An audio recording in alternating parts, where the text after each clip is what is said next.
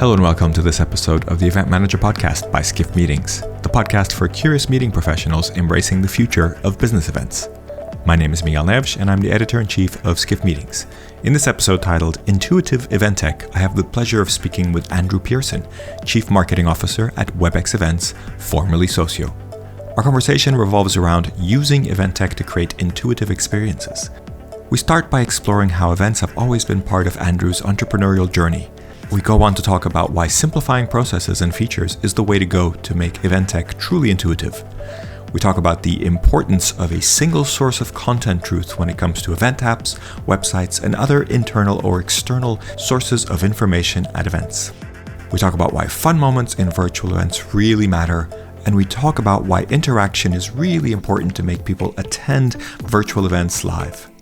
I hope you enjoy listening to this conversation, and I invite you to check out the other episodes of the podcast, which you can find on our website or by subscribing through your favorite podcast service.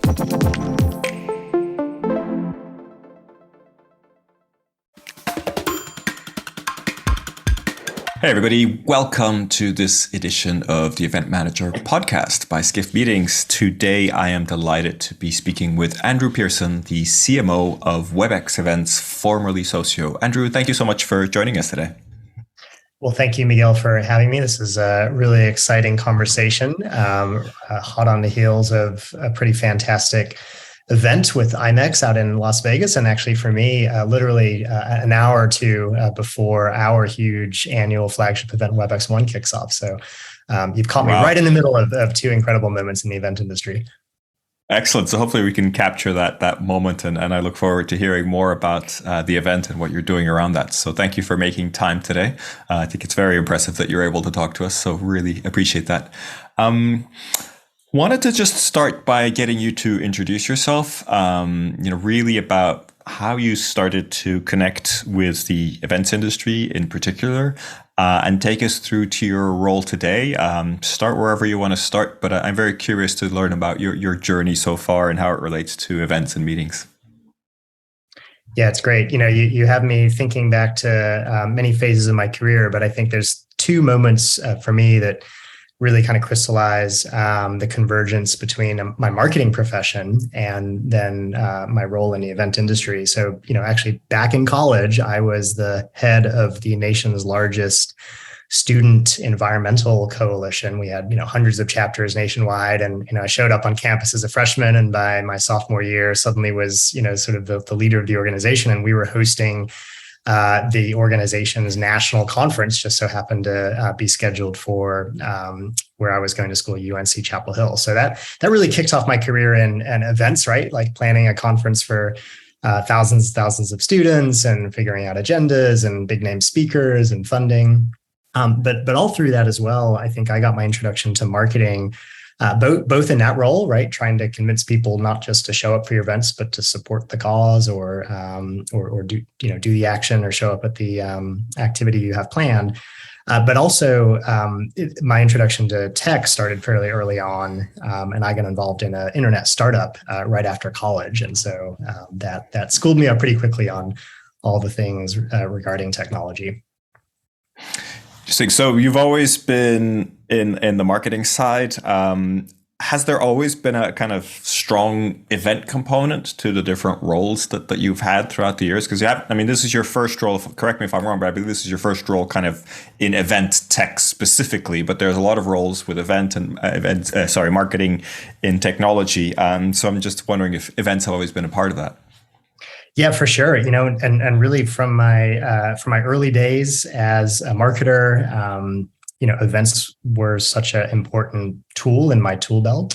I think I've tallied up over 1,000 events that I've been either a host, speaker, exhibitor, or organizer of in my career. And I think what I've realized and what actually got me so excited about the opportunity to join what was then Socio a few years back was that throughout my entire marketing career, events have been one of the most important and impactful tactics, and parts of both building a brand, going to market, getting in touch with, your prospects, your customers, your partners. And also through that, have just a deep appreciation for how much goes into, planning and pulling off a good event, right? As an organizer, as an exhibitor, as a speaker, just all the details matter, and you realize just how important it is to have technology that supports the vision and the mission of the event, as well as the people and the venues and the hardware and all the other components to make something really stand out. Yep. I also saw a lot in your kind of CV and in your background, a lot of entrepreneurial activity. How do you balance that out? Because it sounds like you've had some really big roles with the big companies, but you've also kind of kept your entrepreneurial side going.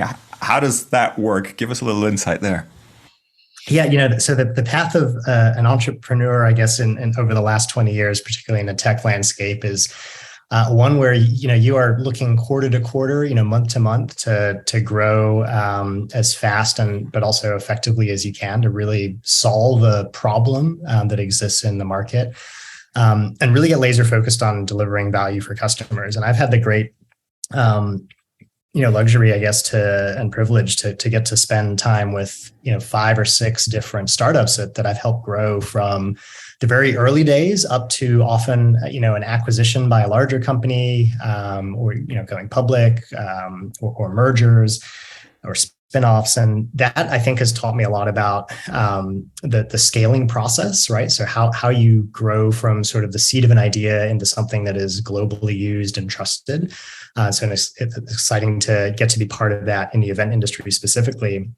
But I will say, one of my, personal mantras around entrepreneurship is that, you're not just growing, a business, you're growing a product and you're growing a community. And the most successful startups become, truly homes for a lot of people who are gathering together to use that technology or that service, but also help each other get better, through that process and through that community that you're helping to create.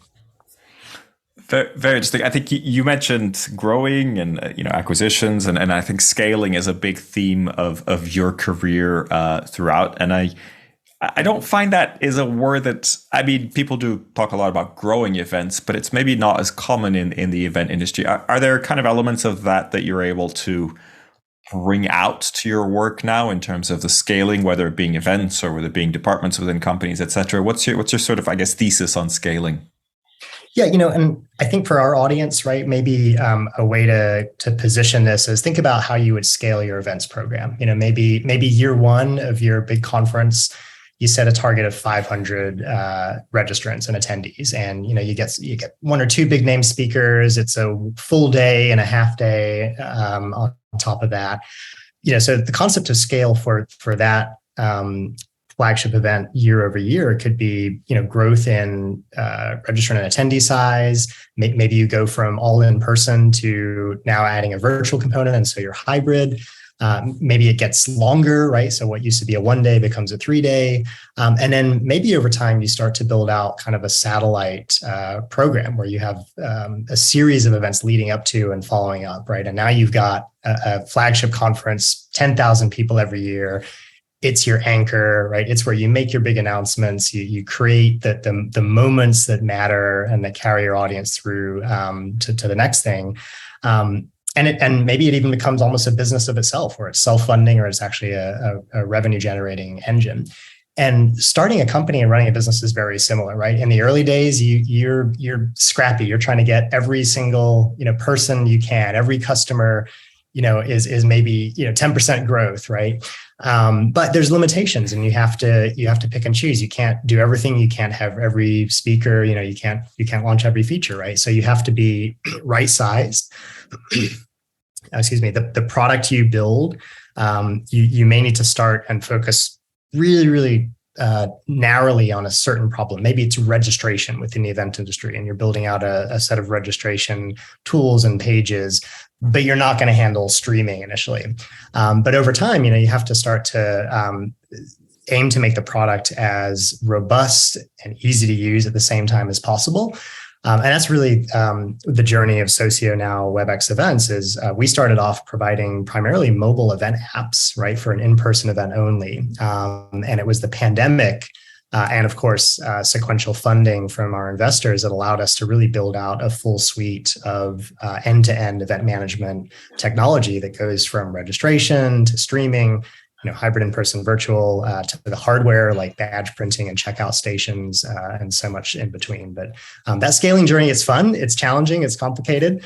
But it's something I've done a couple times, and got a lot of passion for helping every event organizer scale their own program, and doing that in my seat as a marketer with a fast scaling event technology company.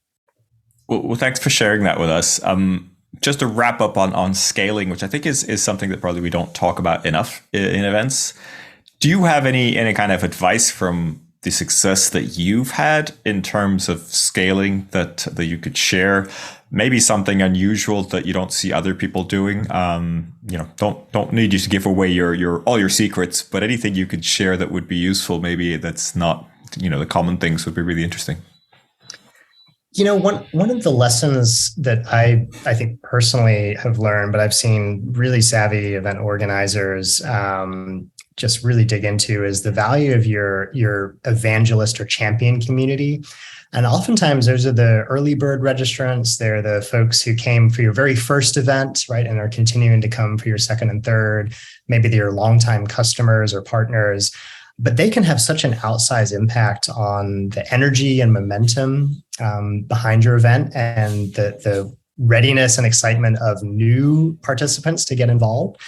So I think that understanding that that champion audience, that core audience, can actually be a huge part of your early agenda, your promotion, through things like, getting them invested in posting little videos about how excited they are to come back to the conference, or how excited they are to speak on stage as part of a panel, and leveraging that in your marketing, really bringing your audience front and center.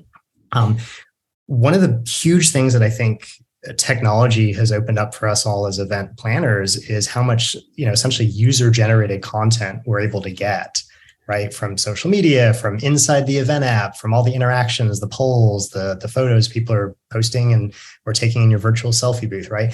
And all of that you can actually leverage for your upcoming events as part of your promotional strategy. So I think for me, scale really does start with that small group, right? It's kind of like how you build a friendship circle, or you got to start with a few, and then eventually you'll have a whole squad.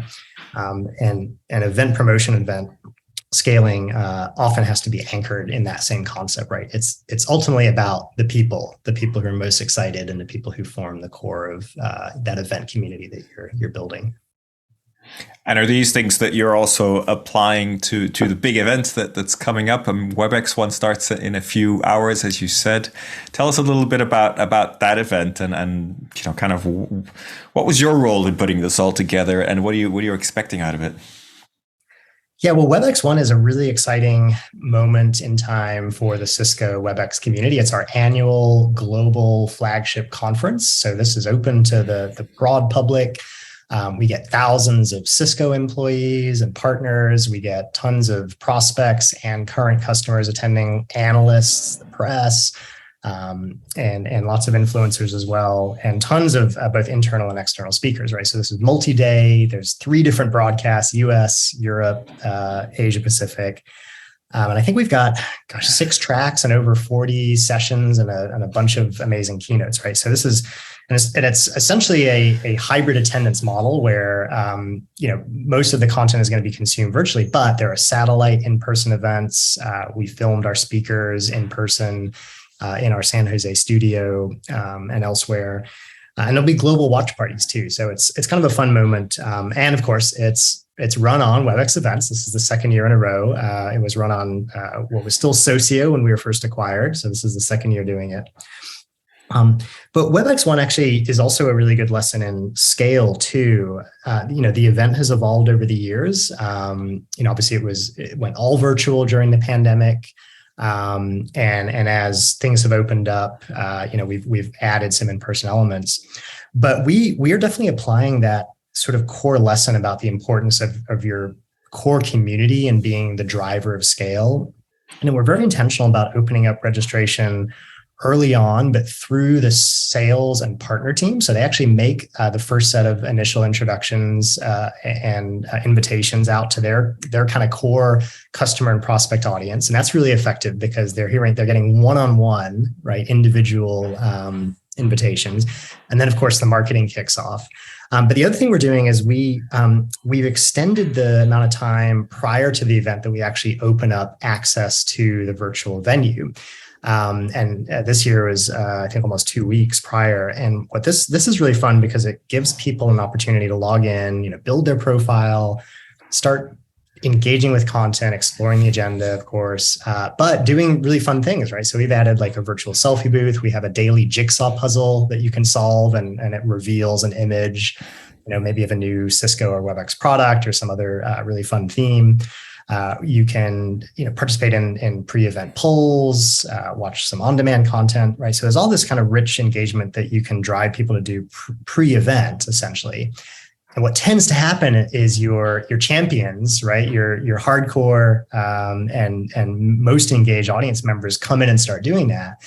And then they start posting those photos on their social media using your hashtag. So in this case, hashtag WebEx1, you'll already see some fun selfies and other insights that people are sharing even pre-event. And that can just help drive a lot of that momentum, right? And of course, we leverage that. We reference that as the marketing picks up. We're really pulling into the spotlight those engagement moments that people are taking in the platform and through social media in advance. And it also helps people see themselves in an event too, because it's actually all about them, right? It's not just come here, read some stuff, right? It's actually participate, be part of a conversation, post on the internal private social wall, and so on. And I think that's a really, really important element of scaling your event is getting people to be part of it even before the big day. Thanks for guiding us through that. A few questions around the event. Is this a hybrid event? Are you calling it a hybrid event, or is it just a virtual event on this occasion? So actually, if you attend and check out my session in the event, we have a really, really kind of fun conversation about the growing and evolving formats for hybrid events. And we're actually kind of thinking that there's really a lot of different ways to be hybrid. And one of those is a hybrid attendance model. So I think there's hybrid attendance, and then there's actually a hybrid format. A fully hybrid event may mean that you've got hundreds or thousands of people showing up physically at a venue, but also, that same or maybe even a larger fully virtual audience, and they're attending from their home. But I think the reality is that, not that full hybrid format doesn't make sense for every event, right? It's that's probably the rarity. And what we're seeing is more of a spectrum, right? A continuum, where some events really want to achieve and get the most value out of very large audiences, right? Be able to do full global scale. And typically, there's a trade-off. If you're trying to pull all those people to one physical location, right? You're probably not going to get the same volume as if you make it fully virtual. So for WebEx1, we really wanted to make this something that was available to tens of thousands of attendees all over the globe, where travel and showing up somewhere physical wasn't the deterrent or the main kind of factor. However, we have some core audiences that where it really, really made sense to actually bring them together physically. So sort of this concept of satellite events that are part of the program, but you're not anchoring all of your virtual content around. So for example, we brought all of our analysts and press in person for a full day at the San Jose office. We've got a number of trainings. So, for folks that are doing that deep dive, workshop trainings, for example, those can be done in person, and some other experiences. So WebEx1 is a hybrid attendance, but not technically a full, hybrid event in the truest terms. But it's certainly on the hybrid continuum. And I think it's representative of what we're seeing a lot of large organizations do with their flagship events, even if it's absolutely. Yeah, I'm totally with you. I mean, hybrid is a loaded word. We're using it also to talk about audiences now in terms of hybrid workforces, and mm-hmm. That also has a big impact. And we're doing a lot of research on that and writing about that. But It sounds like I imagine you've taken a lot of learnings from your client events and people using the platform on, the best practices on how to build out the best possible event. Are there does anything come to mind? Any lessons you've learned from clients or the way people are using the platform that you've been able to apply to this event, or maybe you weren't able to, but are kind of surprising learnings that you've found from looking at client events? Yeah, there's a lot of power in technology, but actually, I think one of the most important things for event planners to do is decide what they're going to do, but also decide what they're not going to use, right? In fact, if I used every single feature that is available to me in WebEx events for building out a conference, I could have 30 things sort of in the navigation menu. And actually, what you want to do is think about how do you limit focus, right? How do you have enough variety and diversity in there, right? So I'm talking about, do you have an event game? Do you have on-demand resources? Do you have a virtual selfie booth, live streaming sessions with chat, right? But you probably don't want everything, right? You don't necessarily need all of that to have an effective event. And you may want to sequence some of those features and engagements, right? Turn some on pre-event and then drip others out, and then maybe change the order in the event app itself so that you're prioritizing the features that are really, really most valuable for the actual live component of the event, kind of at top.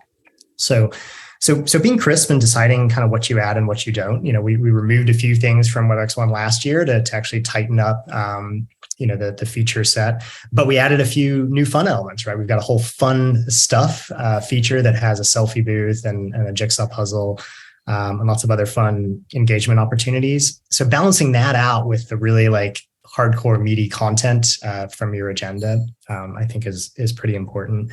And Miguel, I think the last thing though is ultimately the actual experience of watching a session. Event planners really want to think about the quality of the speaker, the lighting, the talk track. If you're showing slides, how long are they sitting up there? Are they well designed? Is there music? Are there some intermission moments? Is there B-roll video? Are you launching a poll, right? Kind of at the right time during that session where the audience is suddenly invited to kind of give input or feedback into what the speakers are talking about. And do you have some people in there to help moderate the chat and ask, Q&A live, right? I actually think at the end of the day, it's what is happening during that 10, 30, 60-minute period. And really thinking about it more as you're producing sort of live TV than you're hosting, quote unquote, a webinar. And if you think in terms of a TV producer and like, how do I really kind of like keep things moving and get the audience excited and give them reasons to interact and participate in the chat and more, you will find yourself with a winning and very scalable event program. I love that at least a big part of your answer is actually kind of removing and make things simpler and making things more focused, which is one of my favorite topics, I have to say, when it comes to pretty much everything. But I think in event tech, I think that is really clear that having all the options turned on is pretty much a recipe for disaster. So I love that was kind of the first thing that you jumped on there. So when we started the conversation, you mentioned you just kind of come back from IMEX, WebEx, formerly WebEx Events, formerly Socio, had a big presence at the show. How did it go? What did you personally get out of it? I mean, I'm sure you had conversations with a few, maybe hundreds of people. What was it like for you? What was your experience? Yeah, so IMEX is just such a significant and important event in the event industry. The annual gathering in Las Vegas. This was a fantastic in-person event. This is actually our first time at IMEX in person since I think like 2018, right? Pre-pandemic. So we went big. We had a 20 by 30 booth space, lots of really exciting conversations and hosted buyers coming through to do actual full demos of our product. And a lot of folks who were just there to kind of learn and see what's out there. But, I have a couple takeaways. I think one, it just really, really underscored how excited and deliberate the industry is about selecting their next in-person venue. I mean, you saw the booths from hundreds of countries and cities, right? Showcasing all the amazing places that you can host gatherings of all types and sizes. And they had fantastic, attendance and participation. People really being really thoughtful about, the combination of venue and format and technology, I think, is the other standout. They're really thinking about, hey, if I host a destination event, right, and I'm looking at somewhere in the Caribbean and I'm trying to get my audience there for 5 days, but I want it to have as much fun as a vacation, but also meaningful content, right? Like, how does the technology actually support that? How do I make sure that it doesn't feel like, kind of a normal conference app? And I think we're starting to see, this hybrid planning mindset is really interesting, because you have event organizers shopping for the venue, right, the physical space, at the same time as considering technology. And what they're actually doing is thinking about how do I augment my in-person audience's experience with digital elements, or how do I leverage technology to bring in a virtual audience and give them this as much fun as I possibly can, fully virtual, even if my in-person folks are out there having fun in the Caribbean somewhere. So, I think, you had very much my experience in terms of what happened at IMEX and the kind of diverse conversations that are happening as well. So, wanted to talk a little bit about your plans for WebEx events, formerly Socio.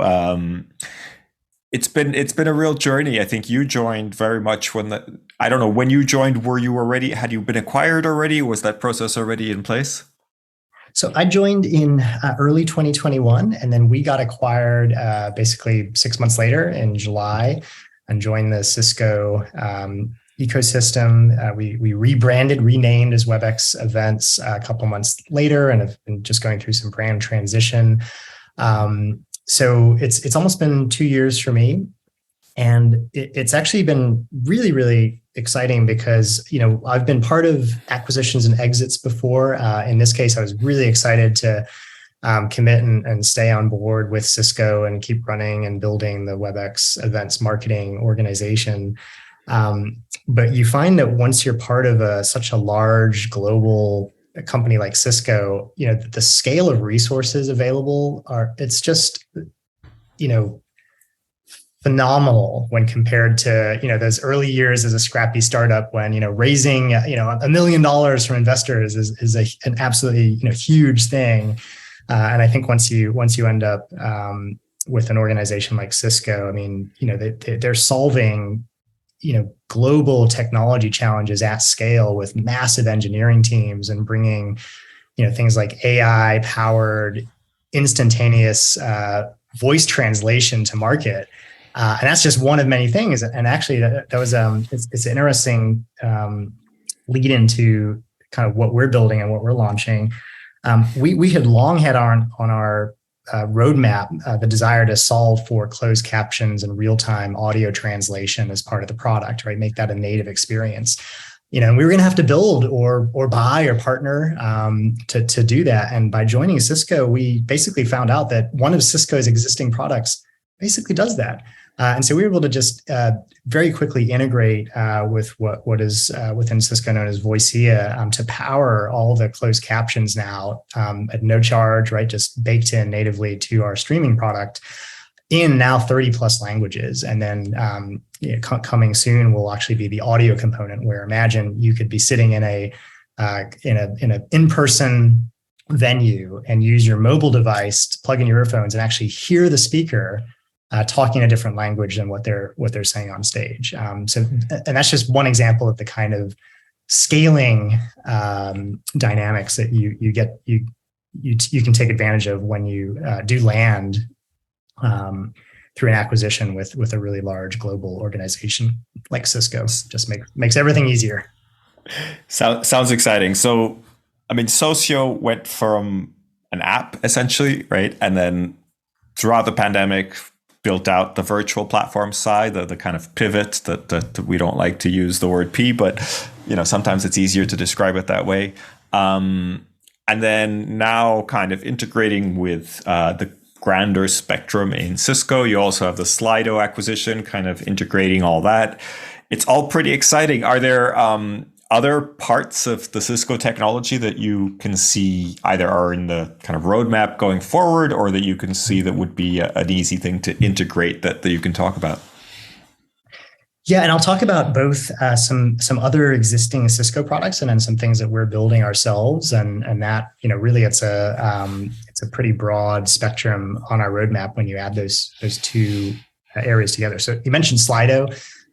Was one of our first things we did once we got acquired is we made the Slido integration native and completely baked into the WebEx Events product. As you know, Slido is also a Cisco product and is actually part of the WebEx suite, just like WebEx Events now. And Slido allowed us to just not have to solve for things like polling, quizzes, upvote, downvote, Q&A, word clouds ourselves, right? We just suddenly were able to integrate directly with another fantastic Cisco product. There's some other ones like that. Vidcast is a really interesting Cisco product as well that allows anybody to become essentially a master video editor, all just through their browser.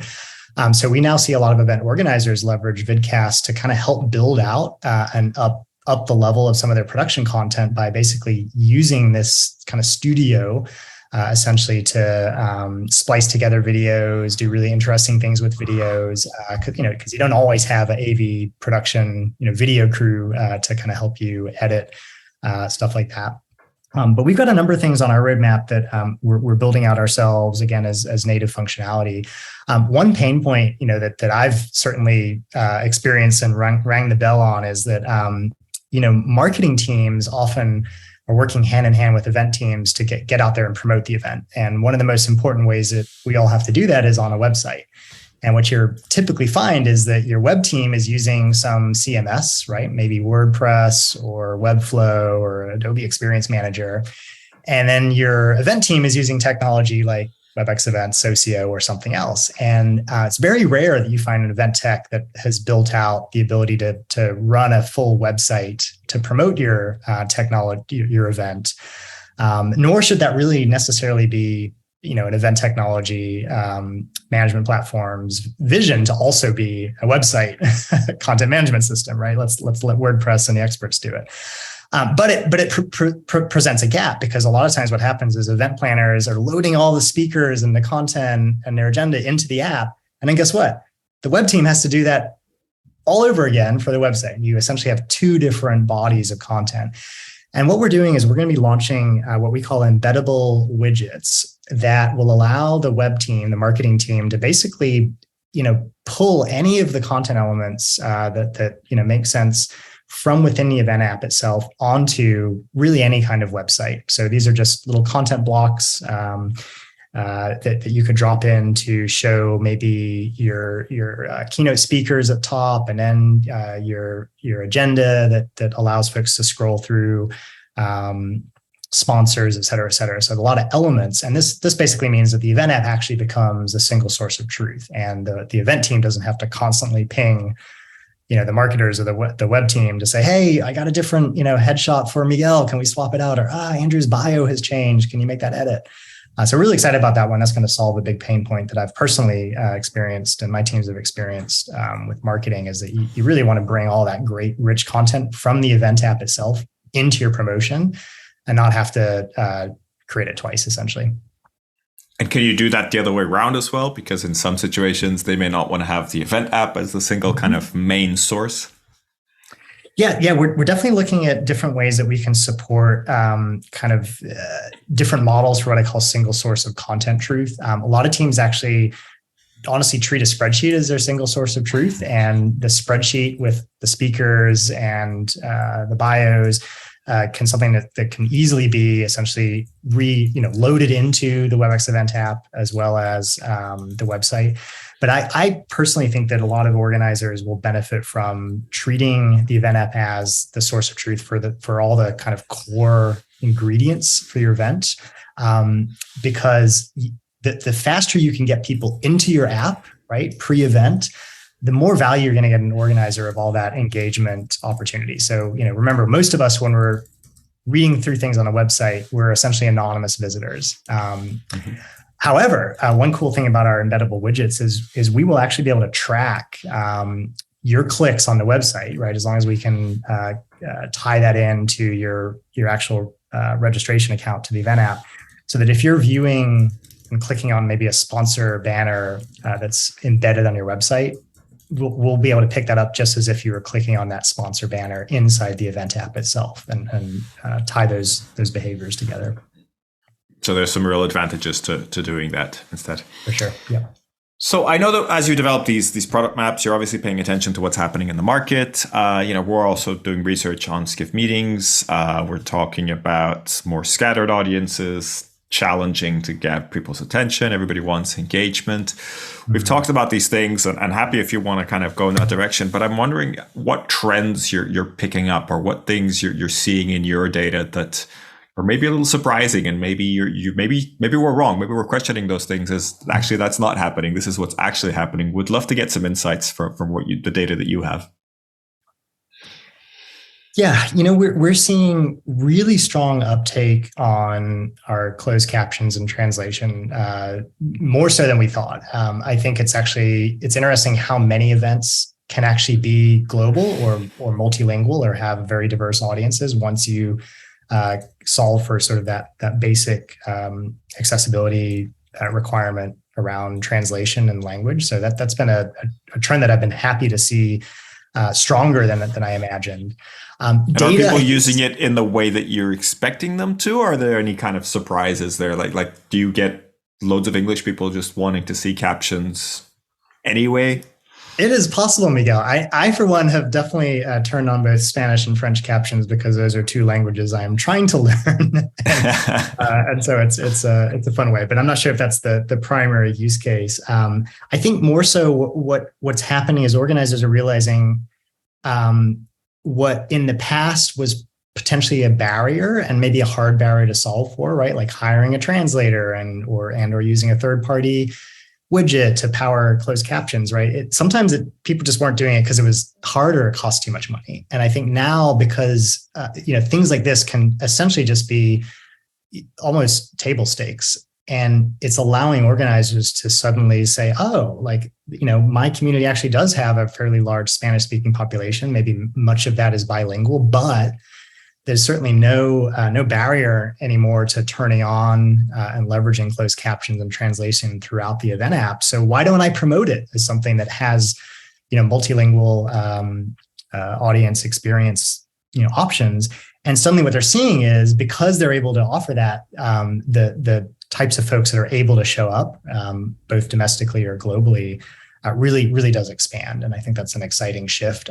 Certainly inclusivity and accessibility are important themes throughout the event industry, but it really comes down to very specific elements that technology can support, in addition to your philosophy and approach. That sounds like a great kind of addition to everything that you already have in place. So yeah, thank you for taking us through the kind of outline. In terms of the kind of the bigger picture, what are you seeing in terms of challenges? Because these are some of the trends happening. Maybe captioning was a challenge or still is a challenge, but are there any other kind of big challenges out there that you're seeing that would be good for the industry to kind of overcome? I think the biggest challenge that we're all going to face is just all the economic forces that are creating a counter wind to what was a really exciting reopening after the pandemic, right? It almost feels like the event industry is caught in a bit of a pendulum right now, and I'm personally nervous that we are swinging back towards a little bit more budget constrained territory. And what this means, though, for event planners is that we all have to be really deliberate about where we invest the dollars to create these really key moments, right? Maybe it's a big name speaker, or maybe it's a certain experiential element at your in-person venue. But it's likely that you're just not going to have across the industry, we're not going to have the same dollars to spend, or we have to be really judicious and thoughtful about it. And on the flip side, our attendees, as start getting pressured by inflation and just the rising cost of travel, I think are really going to have to make tough choices about events that they attend, whether they can afford to go in person or have the time to attend virtually.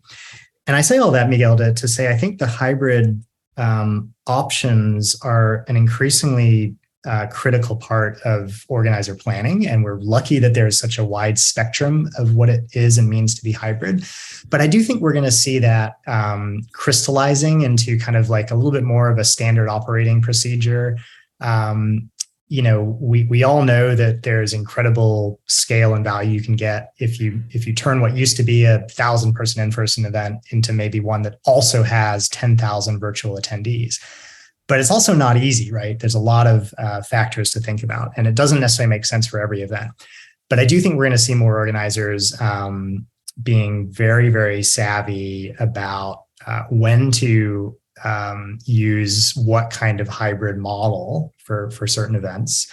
I also think that we're seeing people grapple with this, virtual event fatigue and kind of attention span challenges, that we are seeing more and more shorter virtual events, or we're seeing people recognize that if you're going to get people to spend 2 or 3 hours with you, it better have a lot of, kind of fun moments throughout, right? And maybe that's a lot of small 15-minute segments broken up with some really interesting experiential moments. But I think the days of getting a crowd to sit through an hour-long webinar with one speaker or have maybe come to an end, or at least those webinars are getting a whole lot more interesting and exciting. So event organizers have a lot to work through in the coming years. But I do think that the technology and the learnings that we've all got from the pandemic are actually setting ourselves up well to address a world of some potential constraints when it comes to the economy.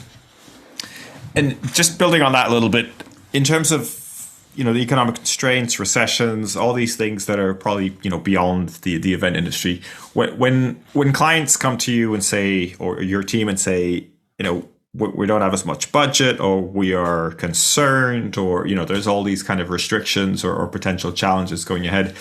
How do you respond to that? I mean, is there a kind of, absolutely guaranteed ROI from having a kind of a hybrid strategy? I mean, I imagine there isn't, but how do you help them move this issue up the food chain and say, hey, if we invested in this direction, this might actually be helpful in times of uncertainty? Yeah, it's a great question. And we've actually really had to think about that from a standpoint of how we price and package, Miguel. So we do offer a lot of essentially, a la carte, kind of customizable packages that can ensure that you're not buying things that you don't need, right? Like if you're running a fully virtual event, obviously you don't need our on-site badge printing technology. But if you're doing a hybrid event, there's some important considerations. If you have 10,000 total attendees, but only 1,000 of them are in person, you don't want to pay the badge printing registration costs, right, for that technology for your entire 10,000 person audience, right? So you want to be able to pick and choose and have the different components of the tech and the hardware and the services really align to the attendee experience and what you're going to have to invest to make that work. So I do think that we've adjusted kind of how we sell and what we offer. Obviously, our pricing is all attendee based, so it does scale with the size of the event, which is also very beneficial. You're going to pay something different for WebEx events if you're running a 500 person event than if you're planning a 5,000 person event. And those tiers are fairly small, so the step up, right, is not too cumbersome for folks. But I do think, like, from a planner standpoint, it's going to be important to think about how you can get ROI, especially from a hybrid event format when it comes to ticketing versus sponsor and other revenue. We are seeing, it's more common for organizers to charge less for virtual tickets, and sometimes free, but not always.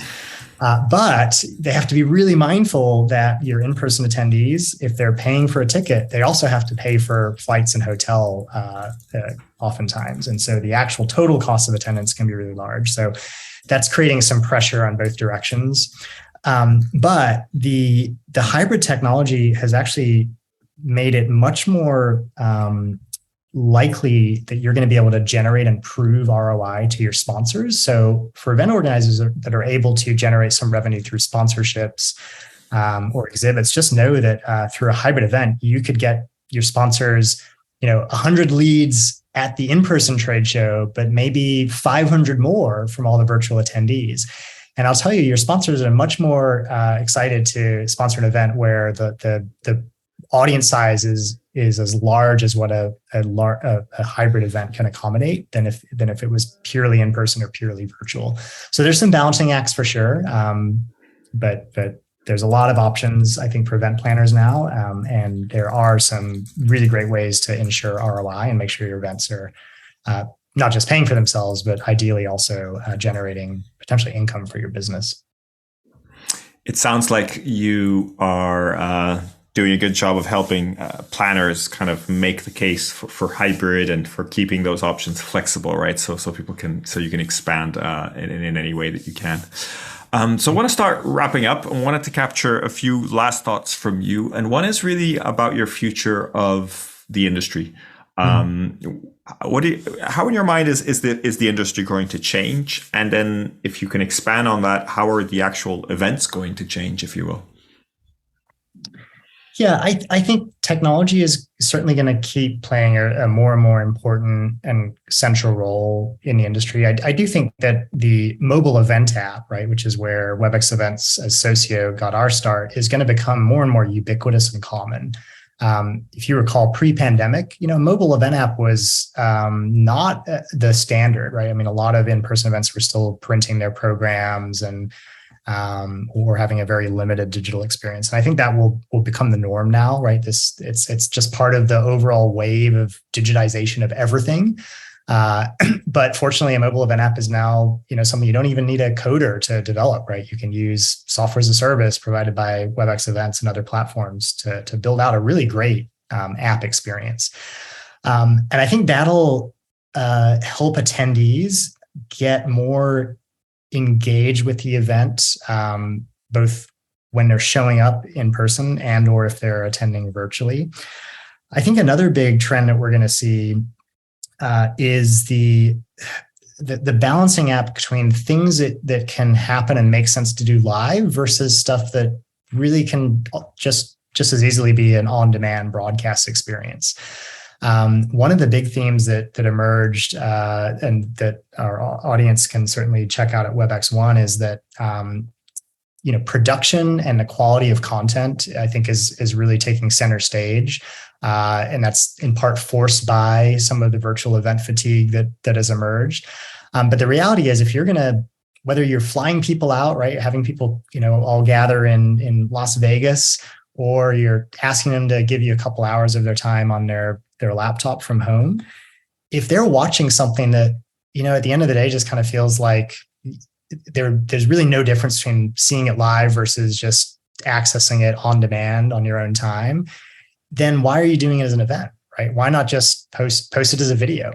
You really want to think about how that live experience is actually more than simply watching a video. And I think event planners are really taking that to heart and realizing they got to make their audience part of the content, maybe launch a poll and then your speaker is literally able to bring up the poll results live on the screen behind them and speak to it, right? Q&A can be happening and the speaker can look on their iPad and check out the Q&As that are being upvoted and pause in the middle of their script and say, hey, I know I've been talking about this, but I'm just seeing that, 100 people have upvoted this question. Let me address it now live, right? That is going to make the difference between an event that I think feels like something that is worth, showing up for in that moment in time versus one that you may as well just watch on demand. So I do think that the trend we're going to see with content production and kind of how to really make those moments truly engaging and participatory are going to flow through many more events. Whereas, in the early days of the pandemic, I think just the fact that you could show up and see someone speaking on a computer in front of you was engagement enough. But we've evolved far past that, and content truly is king, and it's also got to be engaging and participatory. You're setting the bar high, so you want high-end production, but you also want interaction and a lot of. It sounds like, I don't want to put words in your mouth, but it sounds like you're saying we all need moderators and quite talented moderators to make this all work, to make events really, really come together and kind of good production there. I think your MC or the person kind of backstage in the production room who's keeping things moving, surfacing questions, deciding when to show a slide instead of the speaker's heads, queuing up some video. That role is a really, really important one. And I think that the talent for that, the finesse involved in it actually is something that the event industry should be investing in and supporting in, because it's going to be one of the most critical roles, both for marketing and event teams globally. And I think you're spot on. Anybody who's looking for a career in events, get some time kind of in the quote unquote production studio, backstage, figuring out how to make these moments, these 15, 30, 60-minute segments really fun and really flow. And you're going to set yourselves up for a really fantastic future, because that is certainly where we're all trying to get to. Sounds like a good future-proofing career kind of That's right. path. Last question for you, Andrew. It's been a pleasure having you on the podcast. Wanted to get your recommendation for somebody else that we should have on the podcast. And if possible, a question that we should ask them, or a story that maybe you think that it would be good for them to share. Well, I'm glad you asked. Top of mind for me is Peter Komornik, who is the CEO / general manager of Slido. And as we mentioned, Slido was another Cisco acquisition a few years back. But I've watched them grow as well, both from my vantage as Socio before we got acquired, and now through Cisco. And Slido is just doing incredible things. And I think they have a really interesting perspective on that audience engagement part. And it'd be really fun to ask him, when should organizers, ask questions anonymously, and encourage attendees to participate anonymously, versus when it makes sense to encourage participants to submit things with their name. There's a whole psychology dimension around anonymous versus quote unquote public participation, whether it's in polls or word clouds or other moments. And Slido has been learning a lot about how just that dynamic can really transform both internal events, right, within a company and external, but also some of the things that moderators and event planners have to navigate and think about when you're inviting sort of this essentially real-time, fully transparent interaction and collaboration with your audience, and kind of the dynamics that show up for anonymous versus non-anonymous participation. But Slido is doing incredible things. It's a great tool to leverage. And I think Peter would love spending some time with you, Miguel. I love it. Love it. I know Peter well, and I've followed the Slido team for a long time. So I absolutely welcome the suggestion, and hopefully we can make that happen. Andrew, thank you for your time. I know it's a busy day for you, so wish you best of luck with WebEx1. And I really appreciated this conversation. So once again, thank you, and best of luck with everything. Great. Thanks for the invitation, Miguel. Have a great day.